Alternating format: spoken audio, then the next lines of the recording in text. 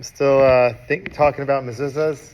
I want to talk about the custom of putting one's hand on the mezuzah and kissing one's hand, or kissing the mezuzah, or kissing one's hands before they put on the mezuzah, or touching the mezuzah. A lot of customs around this, or not kissing our hands at all. So where did this all come from? So the mitzvah of mezuzah is to place a mezuzah in your home, on your doors. So it's not that every second when you think about the mezuzah, you're doing the mitzvah of mezuzah.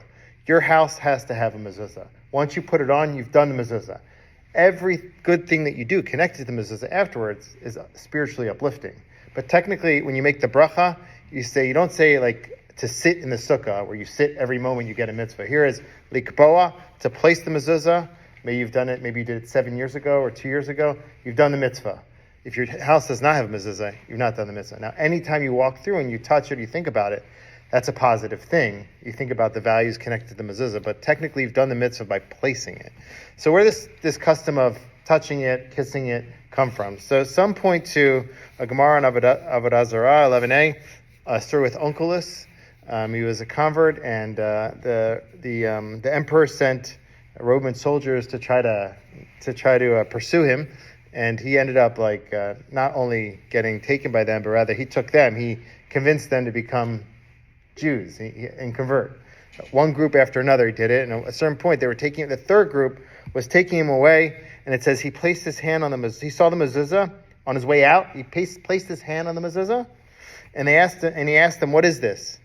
And they said, "You tell us." And then he answered. He says, "The universal custom is a mortal king dwells within, and his servants keep guard over him from without." That's like the normal way of the world. But with the Holy One, blessed be He, his servants dwell within, while he keeps guard over them from without.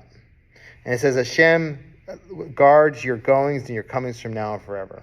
So we have here two important pieces connected to this placing of the hand on the mezuzah. Number one, that he put it on the mezuzah. He didn't kiss it. He didn't kiss his hand. He just put his hand on the mezuzah, probably indicating that he's connecting to the values of the mezuzah. Number two, he quoted a verse, which is Hashem will guard your goings and comings. So that seems like to be an early source that many bring for this custom of putting one's hand on the mezuzah.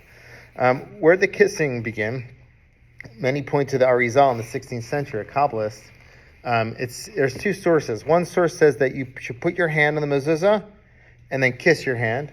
Another one is that you should kind of kiss your middle finger, but there's a kissing going on connected to one of the names of God, and that's in the 16th century. So it's still not. That seems to be like the similar custom people do. They touch it and kiss it. There were those who actually kissed the mezuzah, like walked by and kissed it.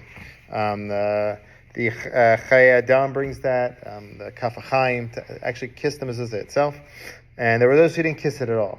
Like it says that the Chazon Ish, he would not touch the mezuzah, but he would look at it as he passed by. Okay, so all these different customs emerged from the fact that the mitzvah is to place the mezuzah, and then we're supposed to do our part in connecting to it however we can. So the custom developed through time based on like these sources that I share with you. So I'll just share a thought on what we can think about when we touch the mezuzah. So one idea that I saw as a nice idea is I don't know, when you touch the mezuzah for a bit and you kiss it, it's like you're taking the mezuzah, the blessing and the whole idea behind the mezuzah with you.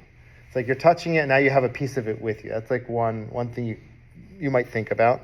Another one is that when we have something precious, we kiss it. You kiss the tzitzit, you kiss the Sefer Torah. Some children kiss their parents' hand when they get the blessing. Something of value you kiss. So you do it with your hand. You're passing by, and you kiss it, so that you're showing that you appreciate it.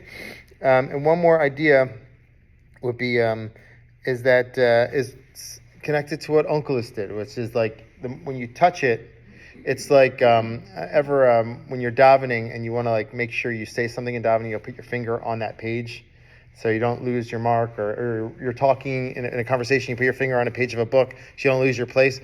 So it's like you're walking by it and you're taking a moment to touch it, and when you do it, it stops you and makes you focus on it. And so all those three approaches, taking it with you, or recognizing it and kissing it, or stopping and putting your hand on it to make sure you remember what it is, all those three can animate or elevate you as you kiss your hand or touch it or however you want to do it. So there's no technical mitzvah to touch it or to kiss it, but many do it, and these are some of the intentions that could accompany your doing that.